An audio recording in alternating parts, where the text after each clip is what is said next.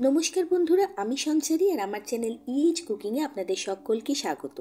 আজকে নিয়ে এসেছি নিরামিষ কুমড়োর একটা রেসিপি। এটা খেতে এতটাই ভালো হয় কি যারা কুমড়ো খেতে একদম পছন্দ করেন না তারাও কিন্তু এটাকে চেয়ে খাবেন, এটুকু আমি বলতে পারি।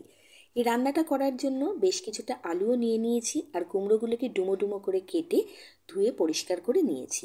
এবার রান্নাটা শুরু করার আগে প্রথমে একটা মশলা তৈরি করে নেব। একটা পাত্রের মধ্যে নিয়ে নিয়েছি 2 চামচ পরিমাণে ধনের গুঁড়ো, সাথে দিয়ে দিচ্ছি 2 চামচ পরিমাণে জিরের গুঁড়ো, অল্প একটু পরিমাণে এখানে আমি হলুদের গুঁড়োও অ্যাড করছি, আর দিয়ে দেবো একটুখানি কাশ্মীরি লাল লঙ্কার গুঁড়ো। এতে ঝালটা কম হবে কিন্তু রান্নার রঙটা খুব ভালো আসবে। সমস্ত মশলাগুলোকে জল দিয়ে গুলিয়ে এটাকে আলাদা করে রেখে দেব। রান্না শুরুর প্রথমে মশলা যদি এভাবে জলে একটু গুলে রেখে দেওয়া যায় না, মশলাটা ফুলে যায় এবং মশলার স্বাদ কিন্তু রান্নার সময় খুব ভালো আসে। এইবারে একটা প্যানের মধ্যে প্যানটাকে গরম করে আমি দিয়ে দিয়েছি বেশ কিছুটা পরিমাণে মুগ ডাল। মুগ ডালটাকে আগে প্রথমে মিডিয়াম হিটে বেশ ভালো করে রোস্ট করে নেব। মুগ ডাল ভাজার সময় একটা কথা খেয়াল রাখতে হবে, গ্যাসের তাপ কিন্তু একদম বাড়ানো যাবে না। ডালটাকে সমানে নাড়াচাড়া করে হালকা যখন একটু গোল্ডেন ইয়েলো হয়ে যাবে তখন কিন্তু ডালটাকে আলাদা একটা পাত্রে নামিয়ে নিতে হবে। ডালের থেকে যখনই সুন্দর গন্ধ আসা শুরু হবে এবং রঙটা চেঞ্জ হয়ে যাবে তখন কিন্তু ডালটাকে একটা বাটির মধ্যে নিয়ে তার মধ্যে জল দিয়ে দেব, দিয়ে ভালো করে ধুয়ে নিয়ে আবার একটু জলের মধ্যে ডালটাকে ভিজিয়ে রেখে দেব। এইবার চলে যাচ্ছি আমি মেন রান্নায়। গ্যাসের উপরে কড়াই বসিয়ে তার মধ্যে দিয়ে দিয়েছি পরিমাণ মতো সর্ষের তেল, আর তেলটা গরম হয়ে যেতেই তার মধ্যে কেটে ধুয়ে রাখা আলুর টুকরোগুলো দিয়ে আগে ভালো করে আলুটাকে ভেজে নেব। মিডিয়াম টু হাই ফ্লেমেই আলুটাকে ভাজবো। অল্প একটু নুনও দিয়ে দিলাম, তাতে করে আলু ভাজার কাজটা অনেকটা সহজ হয়ে যায়, অনেকটা কম সময় লাগে। আর নুনটা আগের থেকে দিয়ে রাখলে আলুর মধ্যে কিন্তু নুনটা বসে যায়, ফলত খেতে ভালো লাগে।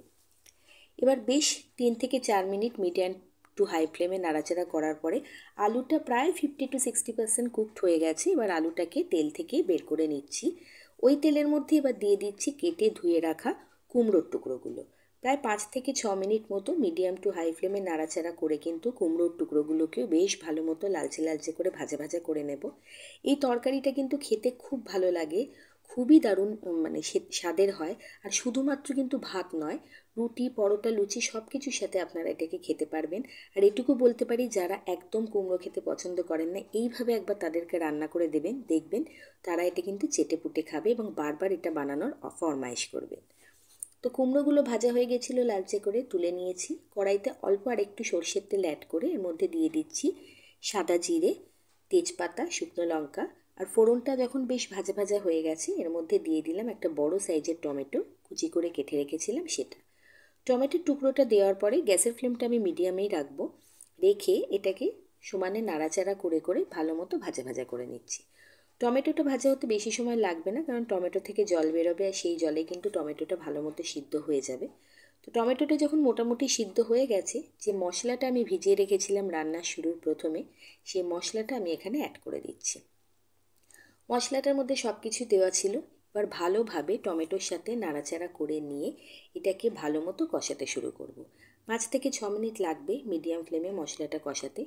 এখন দেখুন 5 থেকে 6 মিনিট হয়ে গেছে, মশলাটা ভালো মতো কষে গেছে, চারিদিক থেকে কিন্তু তেল ছাড়া শুরু হয়ে গেছে, মানে মশলা পুরো ভাজা কমপ্লিট। এবারে যে ডালটাকে ভিজিয়ে রেখেছিলাম জল থেকে, সেই ডালটা তুলে মশলার মধ্যে দিয়ে দিলাম। ডালটা এইভাবে ভিজিয়ে রাখলে কি হয়, ডালটা কিন্তু অনেকটা নরম হয়ে যায়। ভাজা ডালকে জলের মধ্যে ভিজিয়ে রাখলে কিন্তু ডালটা অনেকটা নরম হয়ে যায়, স্পেশালি মুগ ডাল। ফলত এটা কিন্তু রান্না হওয়ার সময় পুরোপুরি সিদ্ধ হতে বেশি টাইম লাগে না। ডালটা দেওয়ার পর মশলার সাথে একটুক্ষণ আমি কষিয়ে নিয়ে তার মধ্যে এবার ভেজে রাখা আলুর টুকরোগুলো দিয়ে দিচ্ছি, দিয়ে আরও 1-2 মিনিটের জন্য কষাবো। রান্নাটা করতে কিন্তু একটু সময় লাগে, কারণ বেশ অনেকটা বড় প্রসেস, কিন্তু খেতে খুব ভালো লাগে। তো এইভাবে অবশ্যই একবার বাড়িতে বানিয়ে দেখবেন। নিরামিষ দিনে কি করব যখন মনে হয়, তখন কুমড়ো এরকম থাকলে কিন্তু মুগ ডাল দিয়ে করতে পারে। ভালোভাবে আলু, মুগ ডাল আর মশলা কষিয়ে নেওয়ার পরে আমি এর মধ্যে দিয়ে দিয়েছি জল। জলটা সম্পূর্ণ নিজের আন্দাজ মতো দেবেন, যতটা আপনি পরিমাণে সবজি দিচ্ছেন ততটা পরিমাণ বুঝে আপনাকে দিতে হবে জল। আমি প্রায় 2 থেকে 2.5 গ্লাস মতো জল এখানে দিয়েছি, কারণ আলু কুমড়ো দুটোই ঝোল টানবে। আর এখানে যেহেতু আমি একটু সবজির পরিমাণ বেশি দিয়েছি, সেই জন্য একটু জলটাও বেশি দিয়েছি। 5 থেকে 6 মিনিট ফুটে নেওয়ার পরে আমি একটু একটা জিনিস দেখিয়ে দিচ্ছি। দেখুন, ডালটা হাতে নিয়ে চাপ দিলে কিন্তু ডালটা বেশ সিদ্ধ হয়ে গেছে বোঝা যাচ্ছে, কিন্তু ডালটা পুরোপুরি গলে যাচ্ছে না। ঠিক এই অবস্থায় যখন ডালটা পৌঁছাবে, অর্থাৎ ডালটা প্রায় 70% কুকড হয়ে গেছে, তখন কিন্তু ঝোলের মধ্যে দিয়ে দিতে হবে ভেজে রাখা কুমড়ো। কুমড়ো যেহেতু খুব নরম হয়, আগে একদমই দেওয়া যাবে না। আলু এবং ডাল যখন 70 to 80% কুকড হয়ে যাবে, তখন কুমড়োটা দিয়ে ভালো করে নাড়াচাড়া করে আরও 4 থেকে 5 মিনিটের জন্য মিডিয়াম টু হাই ফ্লেমে গ্যাসের ওপরে রেখে দেবো। এতে কুমড়োটাও ভালো করে নরম হয়ে যাবে, আলুটা আরও ভালো নরম হয়ে যাবে, আর ডালটা সম্পূর্ণ সিদ্ধ হয়ে যাবে। কিন্তু ডাল কিন্তু একদম যাতে গলে না যায় সেদিকে লক্ষ্য রাখবেন। ডাল গলে যদি ঝোলের সাথে মিশে যায় তাহলে কিন্তু ভালো লাগবে না। মোটামুটি ঝোলটা রেডি হয়ে গেছে, অনেকটা আগের তুলনায় কমে গেছে গ্রেভিটা। এবার স্বাদ অনুযায়ী নুন আর অল্প একটু চিনি দিলাম ঝোলটাকে ব্যালেন্স করার জন্য, টেস্টটাকে ব্যালেন্স করার জন্য। দিয়ে ভালোভাবে মিশিয়ে নিচ্ছি। আর বেশি কিন্তু খুন্তি দিয়ে এখন আর নাড়াচাড়া করা যাবে না, তার কারণ কুমড়োগুলো ঘেটে যেতে পারে।